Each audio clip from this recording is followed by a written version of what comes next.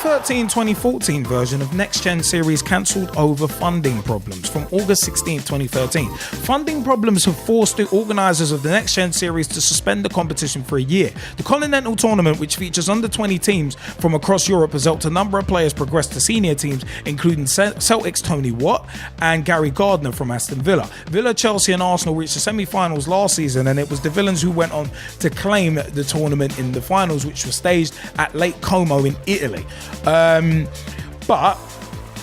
But with no major sponsorship on board for the 2013-2014 season, and with potential competition coming from a UEFA organised competition in the future, organisers have been forced to place it on a one-year hiatus. Mark Warburton and Justin Andrews, co-founders of the NextGen series, said the level of support we have received from the football industry, media and fans has been magnificent, and for that we are truly grateful. It is hugely disappointing that an event of this nature, designed to assist with the development of Europe's elite players, should have to take such action, but we hope to be back next season with an even better tournament. Now, you know what, I wanted to bring this up because NextGen cancelled or suspended over funding problems. That's an absolute disgrace. The powers that be in football, you seriously need to be looking in the mirror, because the key phrase here is designed to assist with the development of Europe's elite players. The powers that be, why are UEFA trying to set up something in competition to that? Why not just support the NextGen series that's already there? Why not just do that? This is what I don't get about some of the politics, can't say that word on air, but some of the politics in football are just an absolute disgrace and are stupid. UEFA, pull the finger out. Why not just get behind NextGen, and whatever you were going to set up, put it into NextGen? Instead of fragmenting and breaking off and making hundreds of different things that's only going to cause confusion and division, why not just get behind the NextGen thing that is already featuring under 20s teams from across Europe? And the thing is, I love the fact that certain teams can spend 200 quid on like an internal training complex with all this crap and all this, hotel, and all that sort of crap. But NextGen has to be suspended and can't get major advertisers.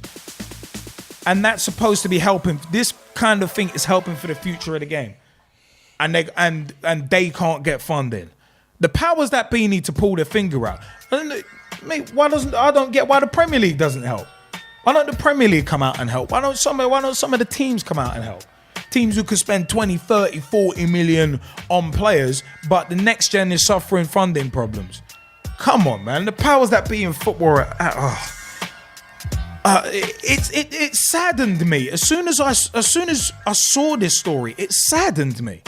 Something that is designed to assist with the development of Europe's elite players, and it can't find funding. Do you understand how sad that is?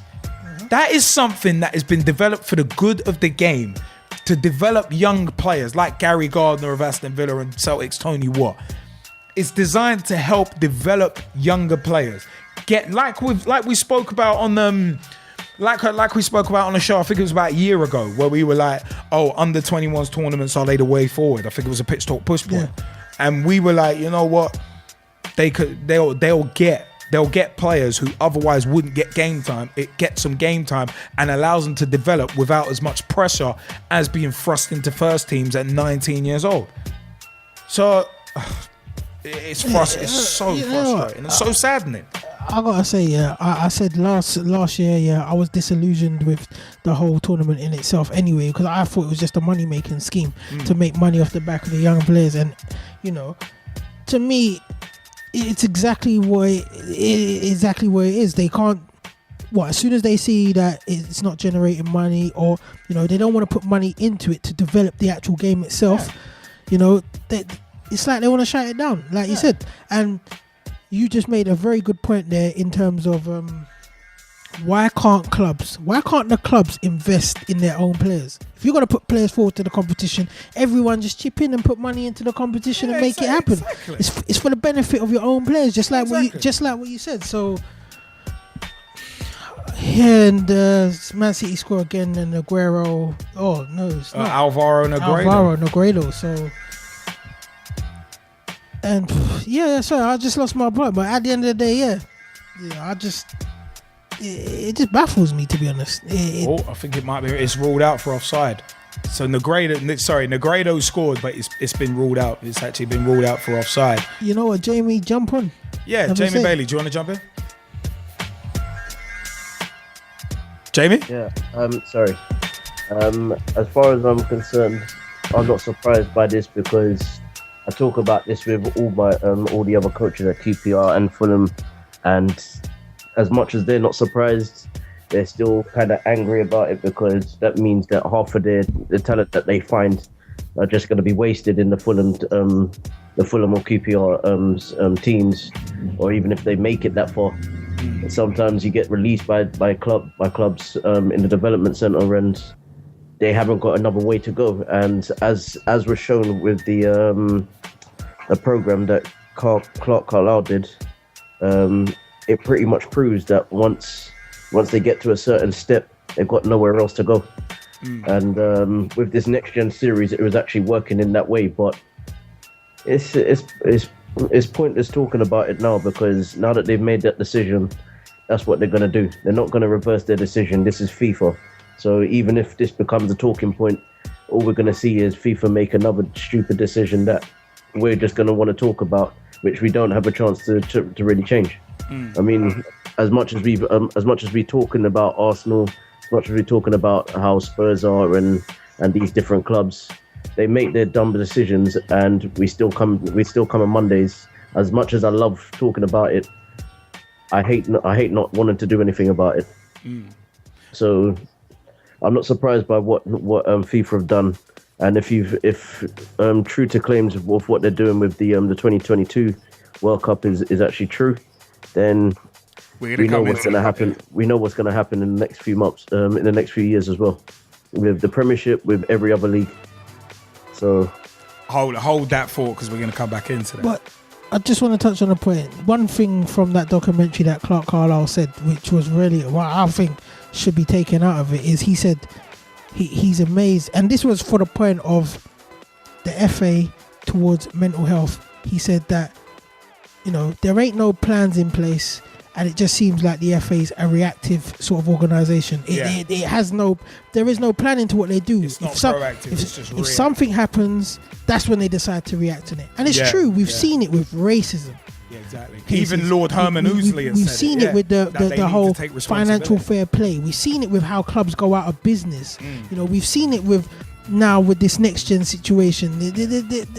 They ain't got no plans in place. I put something in the chat room. You set something up like this, you obviously do a forecast for the forthcoming years to see where it's going to go, and you're not just doing it on a 1 year basis. Like, they must have known it was going to happen for a year. They should have just said it's going to happen for a year. If they didn't, then they've made a big boo-boo. Like, it's a joke. NextGen or the powers that be? NextGen and the powers that be.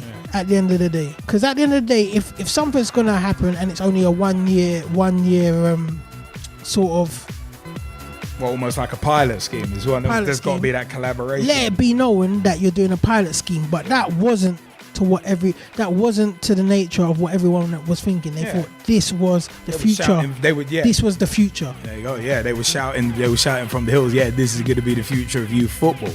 And it's like, if it is going to be, how come you ain't helping it out with their funding problems? I just hope St George's Park don't go down a route like that where really it's going to be derelict, and in 5 years' time they're talking about making somewhere new in south of England or some other place. Really hope. As well to see it's things like this that it's things like this that really kind of get my goat about the powers that be in football. And you know what? Yeah, on Pitch Talk Meets Andrew Copeland, you can see the trailer. On YouTube.com/Pitch Talk. But Andy Copeland said that basically some decisions are made by the powers that be, and we don't understand them. And no matter how silly they look, but it's a case of with me, I'm just so hoping that money does not become the be all and end all of somewhere like St James's Park, St George's Park, like it is with the NextGen series, because it looks like the NextGen series has only been suspended. Well, it's only been suspended because of lack of funding. So that means money has become the be all and end all of it, because it's forced the tournament organizers to spend it. And I just hate the fact that it's money is the be all and end all of football. I hate it. Not what goes on the pitch, not development of the game, not what's good for the game.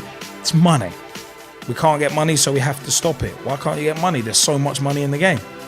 Because everyone's selfish and everyone wants that money for themselves. Yeah, let's negotiate a £3 billion TV deal.